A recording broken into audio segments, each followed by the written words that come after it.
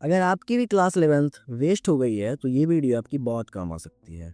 दोस्तों, मैं यहाँ कोई फेक प्रमोशन करने या आपको कोई फेक गाइडेंस देने नहीं आया हूँ। मैं यहाँ बस इसलिए आया हूँ ताकि आपको कुछ सही गाइडेंस दे पाऊँ।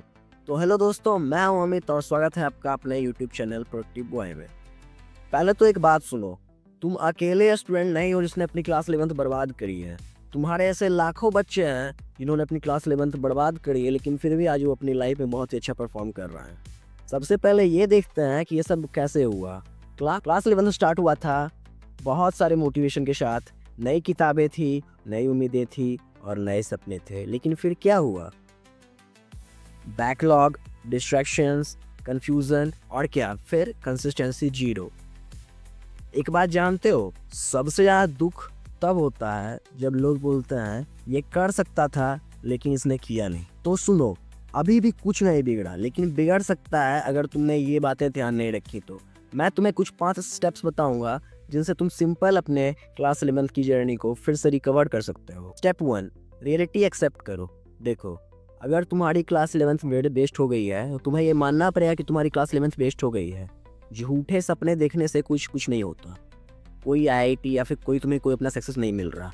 मैं ये नहीं कह रहा कि आईआईटी तुम्हारा सक्सेस पाथ है, लेकिन अगर तुमको अपना क्लास 11th को फिर से सुधारना है तो तुम्हें सबसे पहले काम ये करना पड़ेगा कि अपने रियलिटी को एक्सेप्ट करो कि हाँ, मेरी क्लास 11th बर्बाद हो गई है, उसके बाद ही कोई चीज़ होगी। 2, स्टार्ट फ्रॉम जीरो मेंटेलिटी। मत सोचो कि पूरा 11th बचा हुआ है, पूरा सिलेबस बचा हुआ है। बस ये सोचो कि मुझे कोई एक चैप्टर ऐसा कर लेना है। कोई भी एक चैप्टर उठाओ और फिर उसको ऐसे करने का ट्राई करो कि तुम्हें उसमें आगे कोई दिक्कत ना हो। मत सोचो कि मेरा क्लास 11th बर्बाद है, 12th में क्या होगा, मैं सब आगे बताऊंगा। सबसे पहले कोई एक चैप्टर उठाओ, इजीली अपने मन में बस वही रखो, बस ये चैप्टर और कोई चैप्टर दुनिया में एग्जिस्ट ही नहीं करता मेरे लिए। Step 3, backlog system. ये सिस्टम तुम्हारे लिए बहुत ही ज़्यादा इंपॉर्टेंट होने वाला है, बहुत ज़्यादा इंपॉर्टेंट होने वाला है, क्योंकि मैं यहाँ तुमको एक ऐसा चीज़ बताऊंगा क्योंकि तुमको जानना बहुत ज़रूरी है। देखो, तुम्हारा क्लास 11 जैसा था वैसा है, उसमें कोई अब कुछ तुम कर नहीं सकते। तुम कर बस इतना सकते हो कि तुम बस 70% टाइम अपने उस चैप्टर को दो जिससे तुम्हारा क्लास 12 बहुत ही अच्छा हो जाए। मतलब कि जिससे तुम्हारे क्लास 12 में कोई भी प्रॉब्लम तुम्हें ना आए। इससे तुमने क्लास 11 वेस्ट कर दी, उससे तुम्हारे 12th पे कोई असर ना पड़े। पहला तो तुम ये काम करो, 100% टाइम तुम अपने उन चैप्टर में डेडिकेट करो। और अगर तुम्हें उन चैप्टर 30% टाइम तुम अपने 11th के चैप्टर को दो, जिससे कि तुम्हारा 11th पे स्मूथली चलते रहे।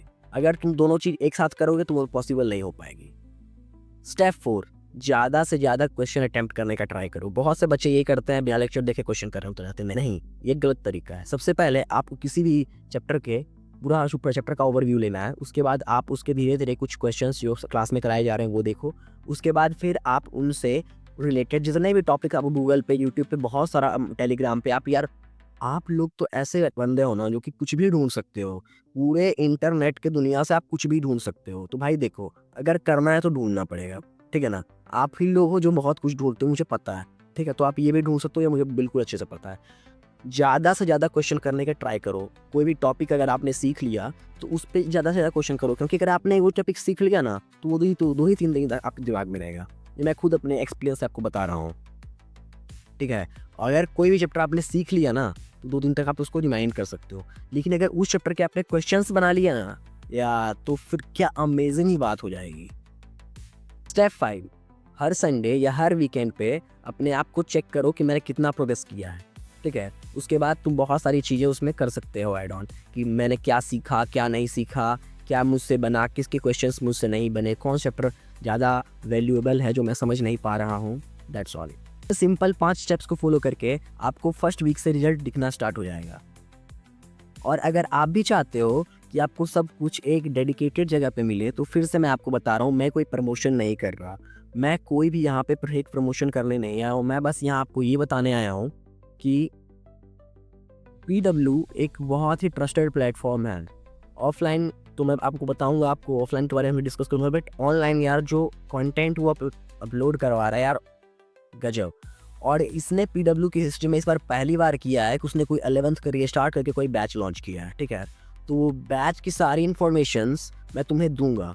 सबसे पहले मैंने उस बैच को परचेज़ किया है, मैं तुम्हें बता दूं, और मेरे पास किट भी आ चुका है और वो किट मैं तुम्हें दिखा देना चाहता हूँ। वो किट यार बहुत ही एकदम ऑसम किट बनाया है उन्होंने।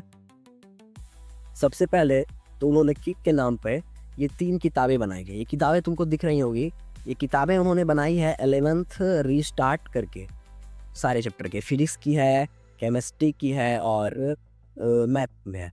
ये किताबें उन्होंने उस बैच के लिए बनाई थी और उसके साथ उन्होंने 2 पेन भी दिया है और एक रीस्टार्ट 2026 करके एक डायरी मिलती है, जिससे कि आप इन चीज़ों को स्कैन कर सकते हो कि आपने क्या किया, क्या नहीं किया।